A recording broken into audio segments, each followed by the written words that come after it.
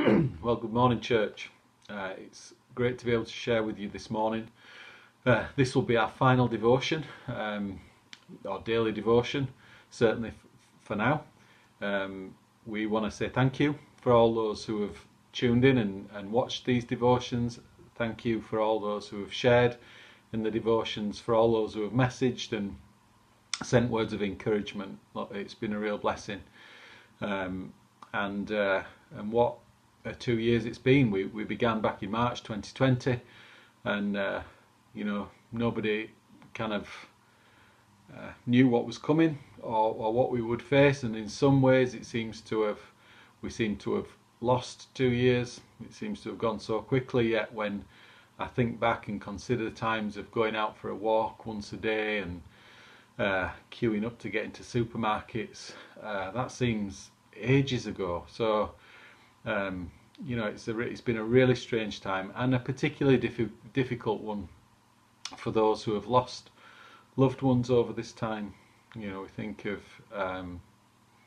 Charles, we think of David Seaman, we think of Moss.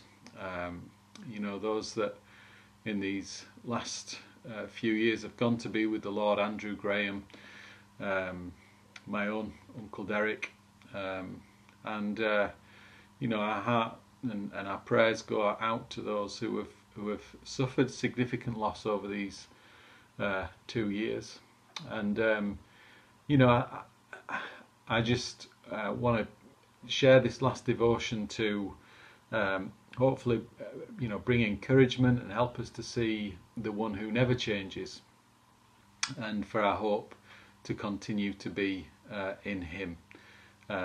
So I'm just going to read a few verses from 2 Corinthians chapter 4, a few different verses from there, starting at verse 7. So it says, "But we have this treasure in earthen vessels, that the excellence of the power may be of God and not of us. We are hard pressed on every side, yet not crushed. We are perplexed, but not in despair, persecuted, but not forsaken, struck down, but not destroyed, always carrying about in the body the dying of the Lord Jesus, that the life of Jesus also may be manifest in our body. For we who live are always delivered to death for Jesus' sake, that the life of Jesus also may be manifested in our mortal flesh. So then death is working in us, but life in you." And that starts off about the treasure in earthen vessels, and that's talking about the gospel. We have the wonderful good news of Jesus Christ and who he is, and that is the treasure, a treasure of far more worth than anything on this earth, because it is the treasure and the message of hope, life eternal, salvation, forgiveness, redemption, and that is in us. And as difficult as life may get, and for many people it's been difficult and may continue to be difficult, it feels like there's a lot of people really facing challenge and difficulty right now. And although we are hard pressed on every side, we're not crushed. We may be perplexed, but we're not in despair, persecuted but not forsaken, struck down but not destroyed. We're never left alone. Jesus is with us all of the time, and no matter how difficult it may get, he is with you. And the treasure that is the gospel is what has saved us. It sustains us and it carries us through our lives. And my prayer would be that you would know that in a deep, deep way, even in the midst of real challenge and hardship.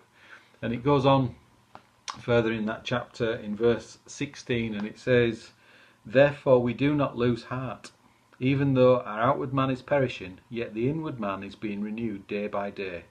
For our light affliction, which is but for a moment, is working for us a far more exceeding and eternal weight of glory. While we do not look at the things which are seen, but at the things which are not seen. For the things which are seen are temporary, but the things which are not seen are eternal."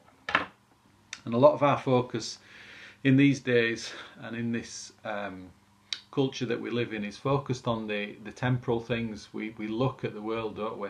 And we can be really disheartened when we see the things that are going on. We can see the war that's going on, or the wars that go on, the rumours of wars.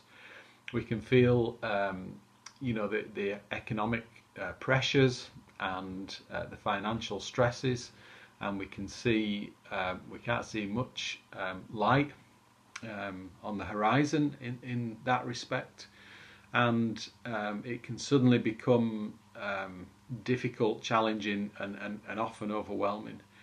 But these are those temporal things, and the instruction that Paul is giving us here is, because we have the treasure within us, we're not to lose heart.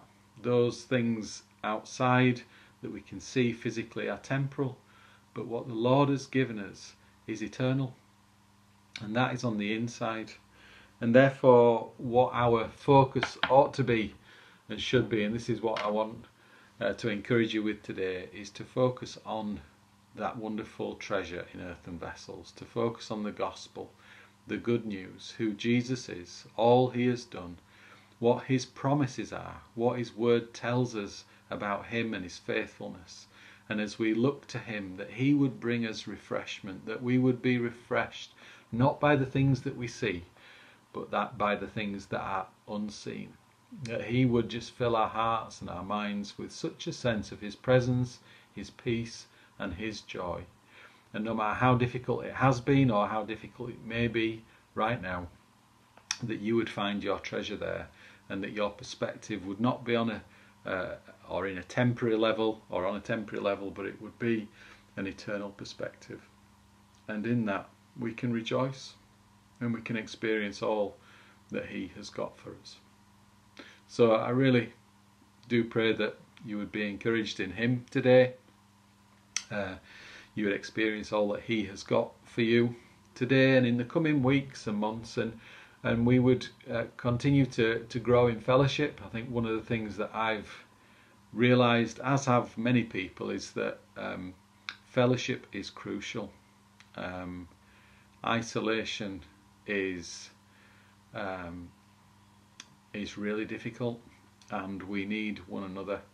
So if you are able, it would be wonderful to see you back at church.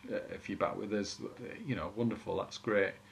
And as we gather together, we continue to seek the Lord in all that he has for us as we go forward individually and we go forward as a church.